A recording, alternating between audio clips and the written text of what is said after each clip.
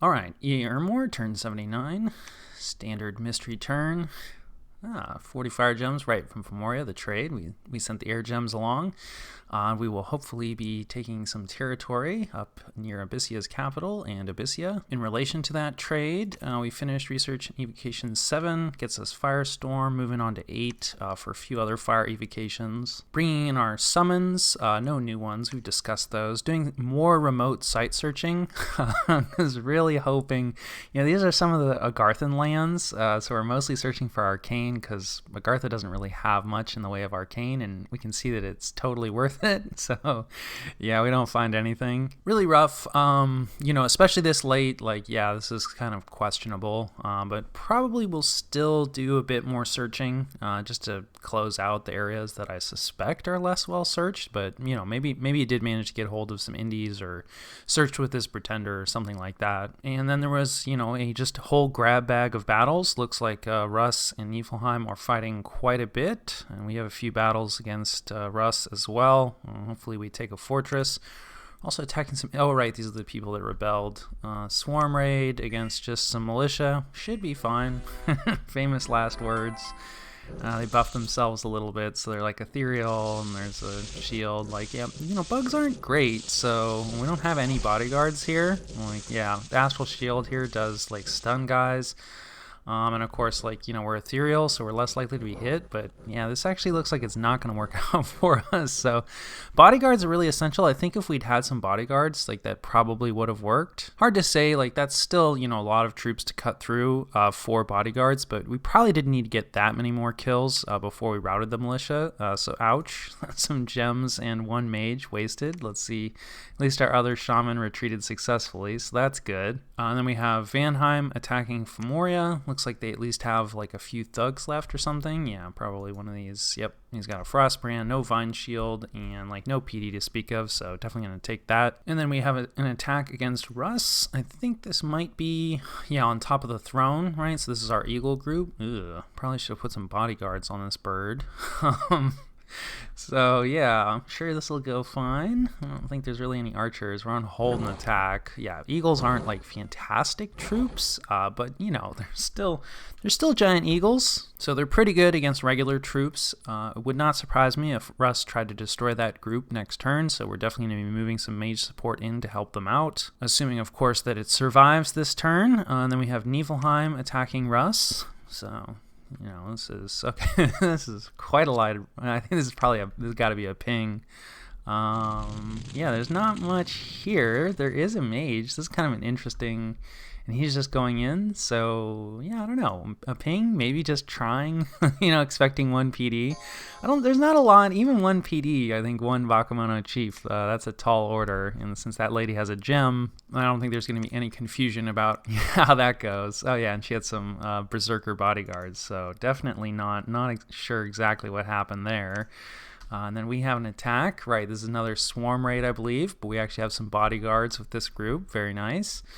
This is near where we were getting seduced, so we sent these guys out. You do need a free retreat route when you seduce, right? You have to have a place that's a friendly province where you bring the mage to, the enemy mage that you successfully seduce, assuming that your seduction is successful. Obviously, if you fail, that triggers an assassination battle, which is often, I think, what people are looking for anyway. The seduction is a bit of a bonus. And then, this looks like Niflheim probably storming. No, just trying to lock Hinnom down. Yeah, so it's just province defense, it looks like. Quite a bit of province defense, since he's actually getting the secondary commander, the priest. And yeah, it looks like, Russ's province defense is pretty meh, not awful, but also not going to be able to stop this werewolf. Let's see, full kit. We may have seen this guy has a bag of wine. That's kind of interesting. I wonder if he has an army with him. Definitely Niflheim has been fighting Therados quite a bit, and they kill off the lands that they're in, so there's not a lot of supply probably in a lot of the places that Niflheim has been fighting, so that might explain why this guy has a bag of wine, because he's occasionally combining with larger giant forces, and right, he can just cut through probably more or less unlimited human chaff. So Niflheim locks down another one of Russ's forts and another capital. That is kind of good news, kind of bad news. which we've discussed at length. And then, yeah, this is Russ's like force near that throne, right? And he's bringing out the Firebirds to actually fight. They're not great fighters, right? People really want them for this bringer of fortune, so they're more likely to bring good events where they're located. People argue about this ability endlessly, and I have no idea how good it is, but the fact that he's bringing them out in combat is a good sign for us. And then let's see, yeah, skin shifters. That's also a good sign because we are not involved in this battle, and he's brought in some fire drakes, which is interesting. They can be pretty dangerous. Okay, yeah, look, here's a stack of largely unsupported great eagles. We would never do anything like this. And a lone caster to help them out. A Jarl who looks like he's been set up for casting mode, with options for like death, but also mostly, water, very high water. So it'll be interesting to see what he's casting. Plenty of gems. But yeah, I would say that these eagles could be in trouble. We see some creeping doom. That's probably coming out from Russ. And the eagles are not going to love the fire breath. Looks like the eagles just go straight in, which is extra bad news because they're going to be outnumbered, and a bunch of fire evocations, and once the skin shifters come in, these going to be some dead eagles. There's Phoenix Pyre. Wow, a bunch of flame blasts. Everybody got fog warriors. That's going to help keep everyone alive. On Russ's side, those fire evocations can definitely cause friendly fire, these drakes are kind of notorious for their friendly fire, especially since they're undisciplined, and that was probably an HP route, so yeah, the Jarl just routed off. I don't even know if he did anything. Let's take a look. Yeah, not too much. He didn't have too much time. Having the eagles go in right away, that was probably just an oversight, I'm guessing. Obviously, the Niefel player has a lot of things to be doing, but the Jarl didn't really get it right. Blessing and vulnerability, and he absolutely obliterated a dragonfly that came near him, and then bailed once he realized, all the great eagles were dead, and why is he even here? So that was nicely done by Russ. Not the end of the world for Niflheim, but still, that's a good chunk of air gems, and he's got to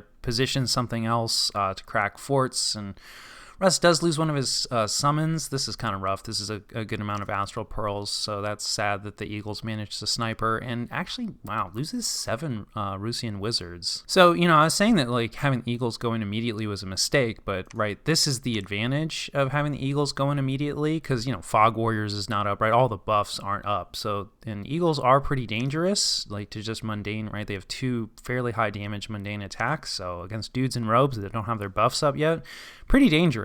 So that was actually not as lopsided of a trade as I was expecting, and possibly Russ, could have had more bodyguards, but they're down to it. All right, they have limited resources, so they have to do what they can with what they have. And then we have a couple of attacks here from Niflheim, one against Russ and one against Theridos. Okay, so he's got more elemental royalty. Yeah, full kit, fairly expensive, but nothing, 4 full kit, could be more expensive. And then, yeah, probably gonna cast regeneration, I'm guessing, on him for even more regeneration. And she can regenerate herself. Oh, wow, okay, this definitely matters. I was thinking this might, it's just gonna be a raid and whatever. But nope. And then let's see, okay, this is a holy 3 here. So there's more skin shifters left than I thought. Why are there always more skin shifters? So let's see how much regeneration. Yeah, this guy's up to 35% regeneration, so he's getting some from the ring. He has some built in, and then I expect, so she casts personal regeneration on herself to make sure probably that the regeneration cast, which, just targets some square, possibly including your own, but if you have personal regeneration on yourself already, there's only one other unit on the field. Personal regeneration, regeneration only has one place to go. So that's nicely done, right? And that's where some of the regeneration on this Mountain King is coming from. And then Body Ethereal, so just a buffer. Looks like she's basically asleep now. Iron Will for the magic resistance. Not going to be relevant here, but always important because you never know what you're going to go up against. So yeah, he's got 130 hit points at 35% regeneration and 26 protection. He's going to be pretty tough to kill. However, if there is anything that can kill him, it's a bunch of these skin shifters. They don't really have any magic support other than their bless. And the Body Ethereal here is really going to hurt him because that is one weakness to these guys, that they just have the mundane weapons. And with the really high magic resistance, I said it wasn't going to matter, but of course there's the Blood Vengeance, so it absolutely is going to matter in this case. And that is one of the main ways that these skin shifters have been getting around their mundane weapon problems, right? Is that you're ethereal, but as soon as you deal damage, you're going to take a bunch of Blood Vengeance damage. But we can see that's not really happening here because at magic resistance 30, it looks like you're fairly safe. So periodically he takes a little little bit of damage from some of these skin shifters, but this is definitely the case where like the bless alone from the skin shifters is like not quite enough to do the trick. You know, maybe if they had weapons of sharpness cast on them and like strength of giants, unfortunately there's really like no good answer for the ethereal, right? Like there's no good way to get magic weapons on them. So and like you can see, this guy's regenerating 46 a turn. I don't know how the heck we're gonna kill this. So you know, like yeah, this, I mean, in one sense it's good because it's nice to see these skin shifters disappear. On the other hand, it's like, well, if the skin shifters can't kill it, yeah, right. And he's oh yeah, he's sacred too, right? So he gets Niflheim's bless, which is regeneration, and he gets the affliction resistance. So it's pretty unlikely that this guy's, even though he's taking like, you know, it's fair chunks of damage sometimes, it's very unlikely that he's going to get afflicted here. I don't know, very unlikely, but unlikely that he's going to get afflicted. And like, yeah, you know, a few of these sacreds are still hanging out, probably because they've berserked. And that is kind of one of the downsides of berserkers, is like, even when it's like, well, it's not going to work out for you, if they've berserked, they're going to fight to the end. And yeah, you know, I mean, Niflheim doing some good stuff. Like, that's a, you know, excellent super combatant. People argue about whether or not you should turn the elemental royalty into super combatants. All I'll say is that, like, it's definitely possible, you know, and, like, this definitely concerns me. Russ's summon at least escapes, but, you know, he loses 20 skin shifters. I think now he probably really is down to it. Here's a Niefel attack against Theridos. Probably just a raid. Like, yeah, we've seen this group before. Yeah, quite a bit of province defense, which, like, yeah, at this point in the game, especially, like, he's been fighting Niflheim for a while. I'm not really sure, like, what his expectation is. You know, like, it'd be one thing if he had something here to support it. So, like, maybe he used it earlier to support some other defenders. But if so, they are no longer there. And, like, yeah, you know, he loses all that for free. So it looks like Russ is riding out in Satis. And then I'm guessing this doesn't work since we see that there is a battle after this in Satis. And, yeah, this is looking like this is probably going to be a rough turn for Russ because their god is in here. And, like, this is probably, I don't know about the majority, but a lot of their cap-only mages left. Also some Etten that they got, that they've thugged out with a ton of kit.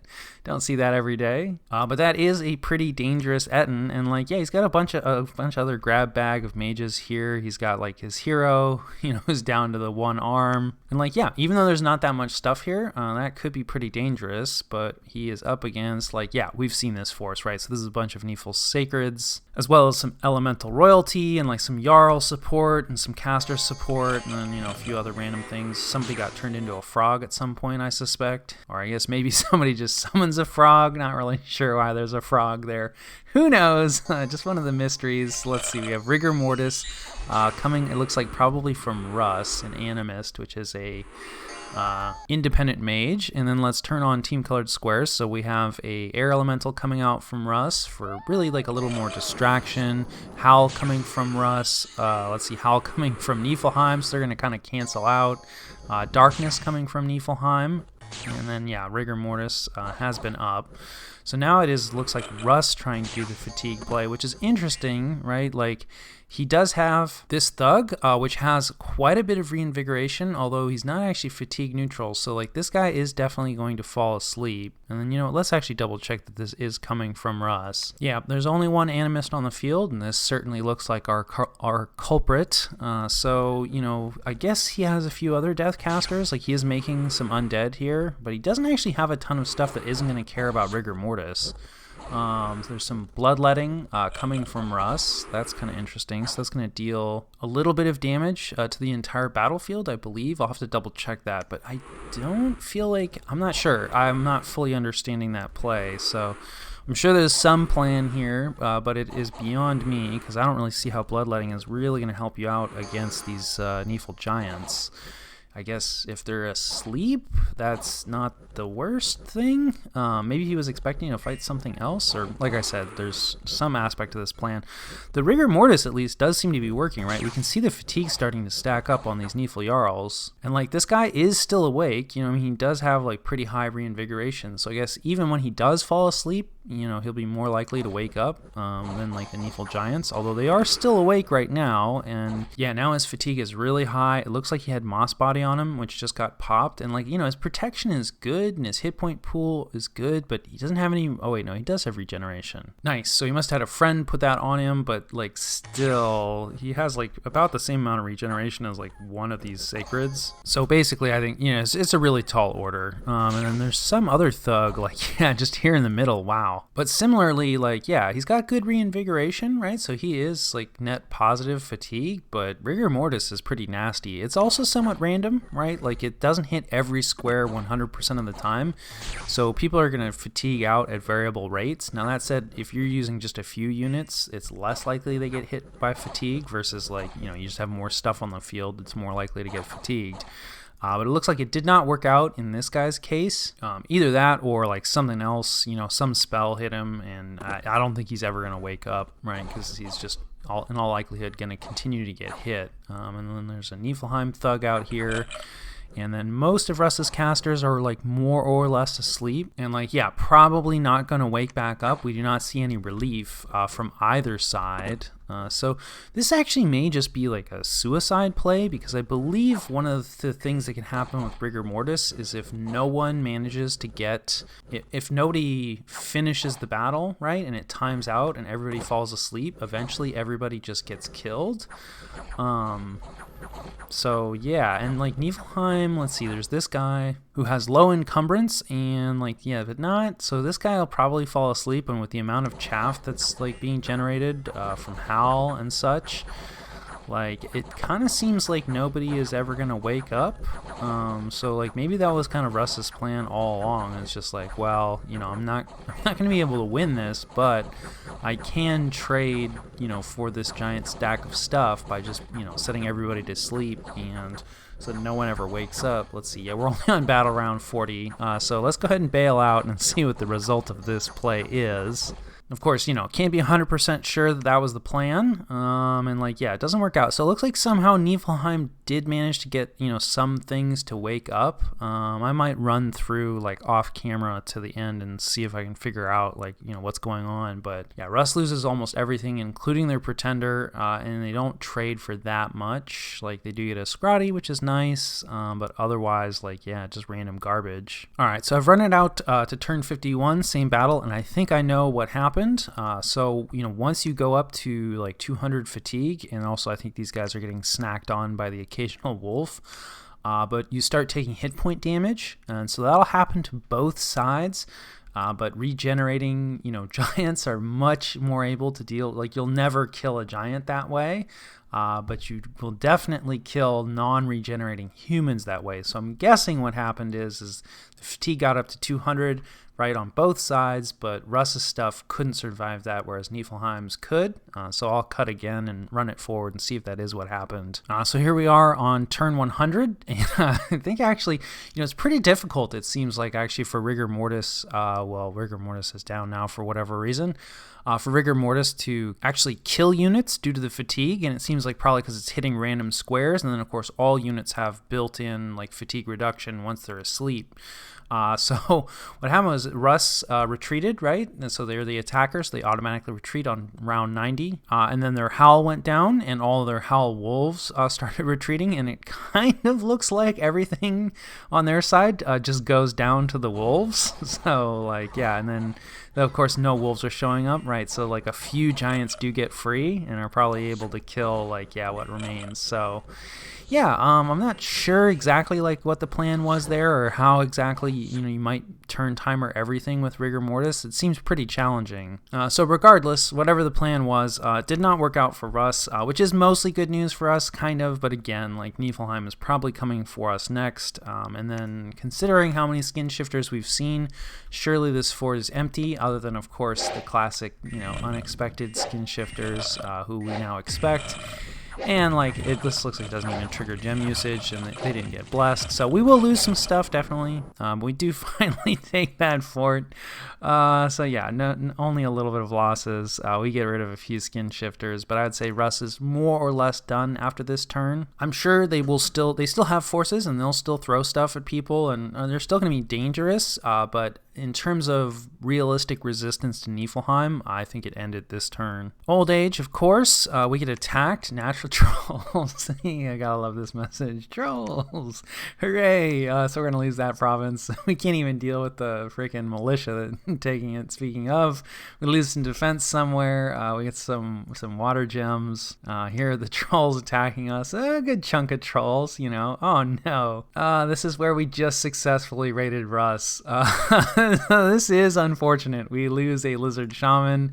At least our other lizard shaman, you know, retreated successfully. So fairly heavy lizard shaman losses this turn. And, you know, even though one of those raids worked out, it kind of didn't work out. And then we lose a scout somewhere in Chivalba. He's doing a good amount of patrolling. Very nice. And then we breach that throne fortification. So that's where our unsupported great eagles are. Nothing bad can ever happen to those. And, you know, an augur dies from disease. And I will catch you guys after the jump.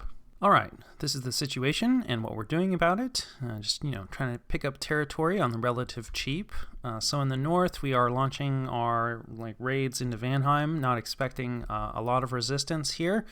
Really, this is just like 3 combined raiding groups that will probably split out, maybe all 3, depending on, you know, what we see. But just looking to, you know, wrap up the territory that we agreed upon with Femoria as quickly as possible. I don't think they're the kind of player that would go back on their agreement, but, you know, the sooner you can make good on your part of the bargain, then the smoother sailing it is. We definitely do not have the siege strength to actually crack any forts yet, and what we're bringing up is going to help a little bit, but still not great. This is still kind of more, you know, a stronger raiding force in case we run into anything, which will be helpful, but, you know, we're going to have to crack the capital. To that end, we're bringing in more eagles. I think we just have, 5 right now, but I think, you know, 10 eagles plus, you know, all the trolls and everything that we're moving out. I think that will be enough siege strength to crack it relatively quickly. We're going to leave the fire snakes at home. You know, they're not going to love all the cold. And, you know, we're still not really sure, like, where Russ is going to go, what they're going to do. Their cap is quite close. We are attacking the throne here this turn, just with a, you know, relatively small raiding force. Don't have high hopes for this. Obviously, we've tried this before many times. But, you know, if we could just sit on top of this throne, just with, like, a little bit and prevent Niflheim from jumping on top of it, that would be ideal. I don't think Russ is going to let us do that. But, you know, he does have a lot of other concerns, right? We can see that we're probably not going to be able to. This is where we were planning on going. And this is, you know, probably honest, like, who knows, like, this province has exchanged hands a ton of times, so as far as Niflheim's concerned, it certainly, like, could be Russ's. So I think that's probably just some honest rating, and, like, we'll probably just let it go. If Russ manages to recapture it, we'll certainly try to get somebody out there to grab it. But like I said, you know, we do kind of need to worry about Niflheim picking up too many thrones. Like, we'll see. Maybe in the south, we'll try to make a push to pick up this independent throne. But if we could grab this throne away from Russ and make sure that Niflheim doesn't get it, that would be ideal. Of course, like I said, that may trigger Niflheim to come in and attack us, so, like, we'll see. But regardless, we're going to raid here and then ideally raid off into Vanheim's territory. So those are our plans in the north. As far as what we can see from Niflheim, right, there's this stack here, and it could really go anywhere, right? I mean, there's some cleanup to do to the north. Obviously, there's this throne out here. You know, he's sieging this fort, but isn't going to be able to crack it with the Scrotty. He could also turn south, right, to head for the capital in this throne. So, yeah, we're guessing at this fort, but, you know, really it's anybody's guess. I also think this is one of our scouts. That's not going to be with us for too much longer. So we do have 2 scry options active right now. And so we'll probably, you know, try to scry in the future to see where this army goes. Although we do need to start getting some replacement scouts up, which then brings us to our south, which is probably the majority of our operations. Really our only army, our only true army is down here.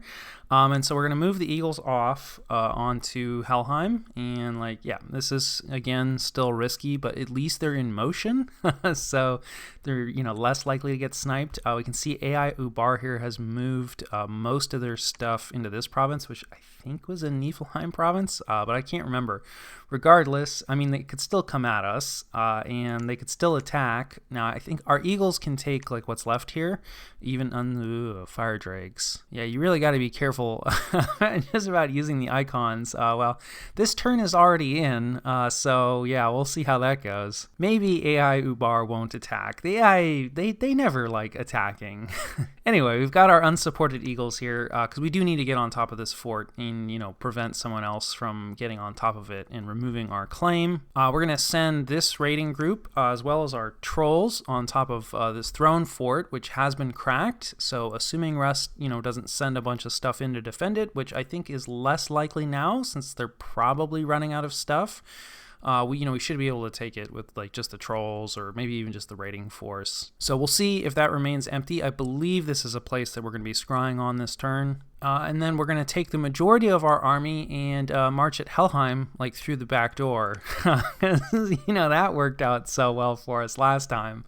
But I do think, the situation's different. We don't really need to get on top of this fort, so we don't need to backtrack and go around or like go through Fomoria's territory. I think we're going to be able to pick this up with what, we have moving on to it. Famous last words. In which case, okay, we need to work on getting down to Helheim. And, the trolls, right? This is where we got trolls, so we got to get rid of that.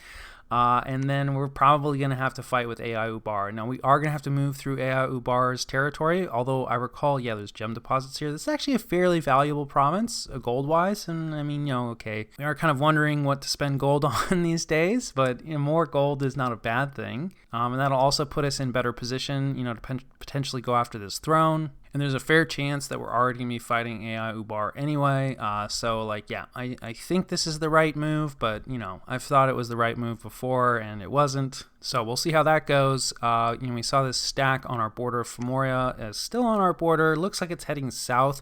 I don't think you can move into this cave, but I could be wrong about that because it looks like this is probably going to be a closed mountain pass. So it looks like they're going to go through this horror province, which used to be ours, and yeah, kind of now really isn't, and this is one of the issues of just leaving a province independent for a long time. I wouldn't actually really care, except it is our most convenient way into this cave, which we also do not hold, and we should be dealing with that not this coming turn, but the turn after. So we're moving out some stuff, we'll see. It's kind of minimal. We are going to add to it somewhat like a Lich and probably this Deathcaster here. So we'll see if that's enough stuff. Now, of course, they cannot move into this province right now, but there's something that I probably should have done a while ago, but just didn't really come to mind. So there's these items that give mountain survival. These guys, I don't know if they're the only ones that give mountain survival. These usually don't really see a lot of use because they're not great, right? For 5 nature gems, okay, winter move, that's kind of situational, although under ill winter, going to be more useful. Mountain survival, also very situational, but in our case, I wish I'd had a few pairs of these, 20, 30 turns earlier. And then the cold resistance is nice, but it's not that big a deal versus Boots of the Messenger. With the increased map move and the reinvigoration for the same amount of gems, it's no argument most of the time. So maybe this is a waste of gems, but we're actually forging 2 of these bad boys. Might even forge a 3rd. We'll see. And we'll at least be able to get some better mobility of our mages in this area, since there's a fair chance we're going to need to defend it. Who knows where Niflheim will attack us, but probably everywhere. And yeah, I think that covers the main beats. Otherwise pushing around a few site searchers here and there, trying to recapture this. So we're going to send in a unsupported augur communion. I'm sure it will go fine.